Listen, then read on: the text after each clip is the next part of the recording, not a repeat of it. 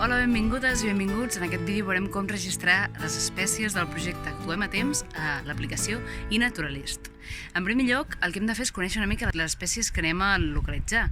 D'acord? A la web podeu trobar informació tant de fitxes descriptives de les espècies com aquest tríptic informatiu que també podeu descarregar-vos, on tenim les 10 espècies susceptibles de ser invasores a la ciutat de Barcelona. D'acord?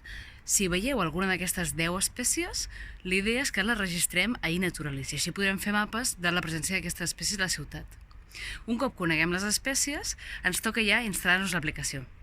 Ens descarreguem aquesta aplicació iNaturalist que veurem a la pantalla i que us deixaré l'enllaç a la descripció per descarregar-vos-la. L'obrim, obrim l'aplicació i si hem trobat alguna de les 10 espècies susceptibles de ser invasores a la ciutat de Barcelona mentre caminàvem per la ciutat o bé al nostre balcó, la registrarem. Per fer-ho, simplement hem de clicar al més que ens apareix aquí sota. Li demanem fer foto, tal com podeu veure aquí a la pantalla del meu mòbil, i el que farem és registrar aquesta espècie.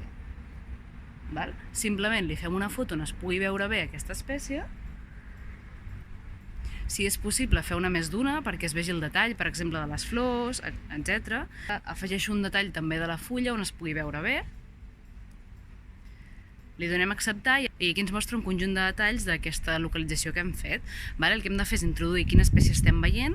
Aquí a què has vist, li marquem l'espècie en qüestió. Aquí us deixaré les equivalències de les diferents espècies del projecte.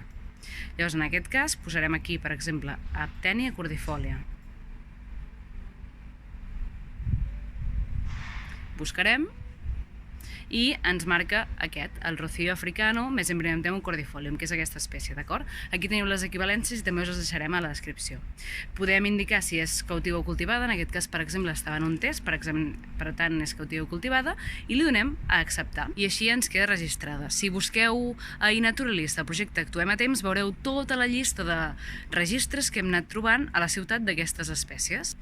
Animeu-vos a participar, ens ajuda no només a crear aquest mapa a Barcelona i entendre quina és l'amenaça d'aquestes espècies, sinó també a tenir mecanismes d'alerta precoç per veure on van apareixent aquestes espècies. Recordeu que teniu tots els enllaços a la descripció i veiem com va augmentant aquest projecte.